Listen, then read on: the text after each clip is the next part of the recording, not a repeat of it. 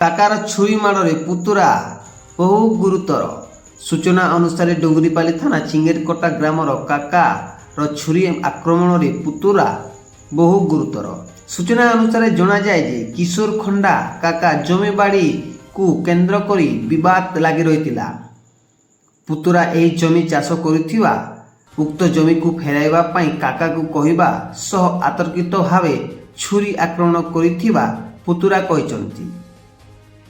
ଏଥିରେ ପୁତୁରା ପେଟ, ହାତ, ମୁଣ୍ଡ, ଗୋଡ଼ରେ ଗଭୀର ଆହତ ଲାଗିଥିବା ବେଳେ ତାଙ୍କ ସ୍ତ୍ରୀ ଭାମାଙ୍କ ଅଣ୍ଟାରେ ମୁଣ୍ଡରେ ଗଭୀର ଆହତ ଲାଗିଥିବା ସୂଚନା ମିଳିଛି। ପରିବାର ଲୋକେ ଗୁରୁତର ଅବସ୍ଥାରେ ଉଦ୍ଧାର କରି ଡୁଙ୍ଗୁରିପାଲି ଗୋଷ୍ଠୀ ସ୍ୱାସ୍ଥ୍ୟ କେନ୍ଦ୍ରରେ ଭର୍ତ୍ତି କରିଛନ୍ତି।